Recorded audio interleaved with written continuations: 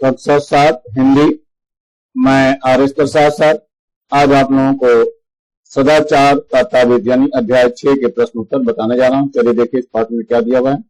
तो सबसे पहले पाठ का हम परिचय ले लेते हैं। भ्रष्टाचार आज देशव्यापी नहीं विश्वव्यापी समस्या बन गई है।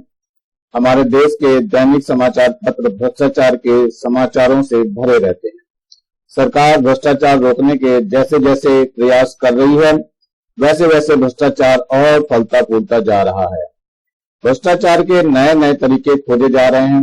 इसी समस्या पर व्यंग्य विधा में काल्पनिक कथा के माध्यम से लेखक ने प्रकाश डाला है। चलिए प्रश्न देखते हैं इसमें। दरबारियों को भ्रष्टाचार क्यों दिखाई नहीं पड़ रहा था?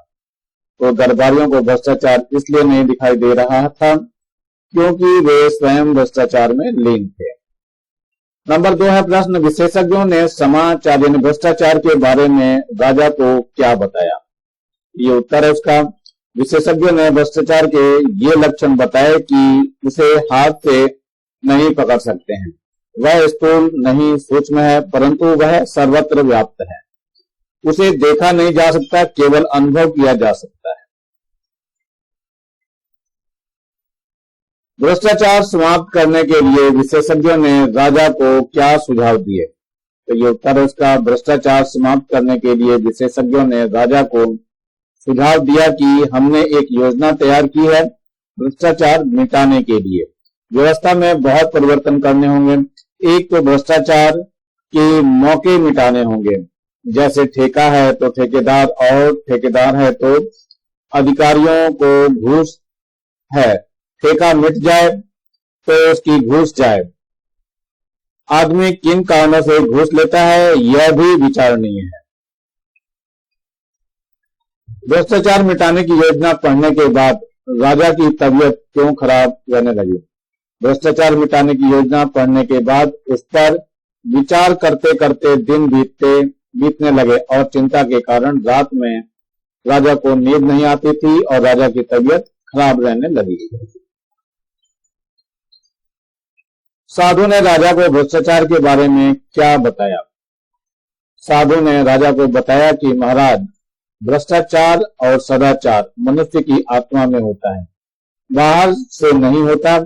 विधाता जब मनुष्य को बनाता है तब किसी की आत्मा में ईमान की मशीन फिट कर देता है और किसी की आत्मा में बेईमानी की। इस मशीन में से ईमान या बेईमान के स्वर निकलते हैं जिन्हें आत्मा की पुकार कहते हैं। आत्मा की इसी पुकार के अनुसार ही आदमी काम करता है। राजा के ताबीज के प्रभाव को परखने के लिए क्या किया? राजा ने ताबीज के प्रभाव को परखने के लिए वेश बदलकर एक कार्यालय गए और एक कर्मचारी के पास जाकर कोई काम बताकर 5 रुपए का नोट देने लगे। कर्मचारी ने उन्हें डांटा, भाग जाओ यहां से, घूस लेना पाप है। उस दिन 2 तारीख थी परंतु 31 तारीख को वही कर्मचारी राजा से घूस ले लिया जब राजा दोबारा उसी कर्मचारी के पास गए थे। राजा ने भ्रष्टाचार की तुलना ईश्वर से क्यों की? राजा ने भ्रष्टाचार की तुलना ईश्वर से इसलिए की क्योंकि भ्रष्टाचार भी ईश्वर की तरह हाथ की पकड़ में नहीं आता। वह स्थूल नहीं सूक्ष्म है, सर्वत्र व्याप्त है, उसे देखा नहीं जा सकता, अनुभव किया जा सकता है। इस पाठ में लिखा है भ्रष्टाचार सर्वत्र है, सर्वव्यापी है।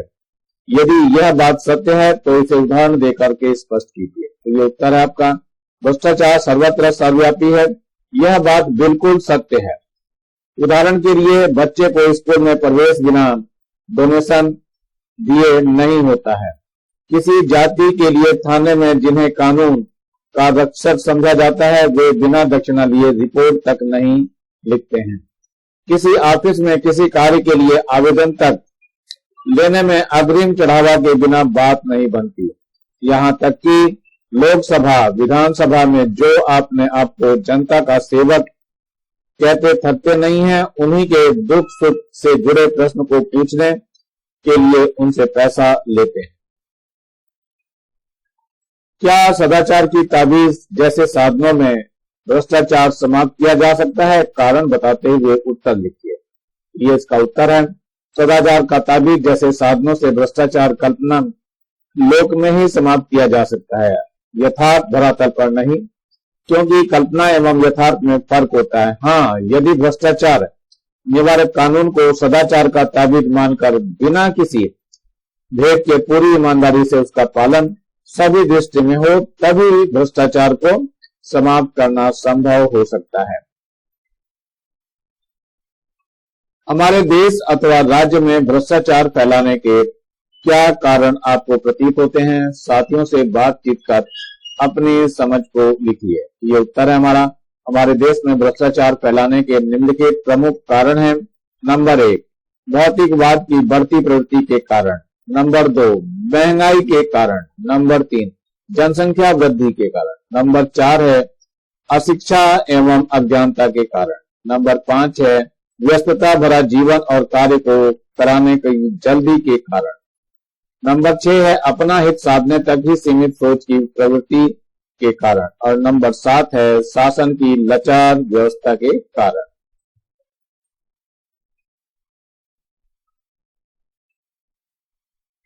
निम्नलिखित मुहावरों का अर्थ स्पष्ट करने के लिए पाठ के उन अंशों को खोजिए जहां इनका प्रयोग हुआ है और फिर संदर्भ को समझाते हुए अर्थ लिखिए।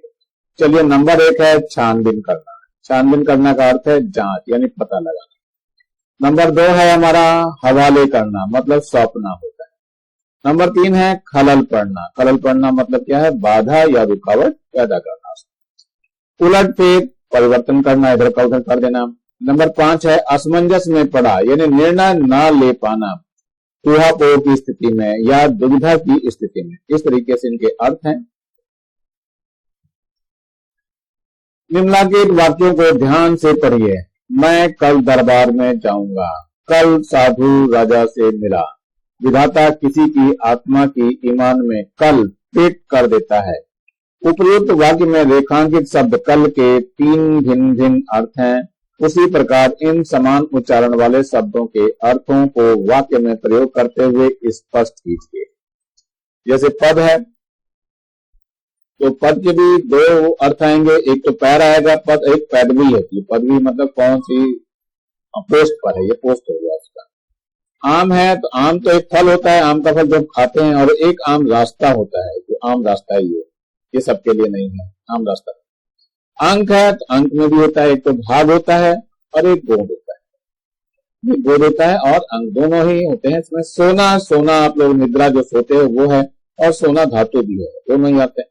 कनक, कनक एक तो सोना है और दूसरा धतूरा भी है, दोनों ही बातें इसमें आती हैं।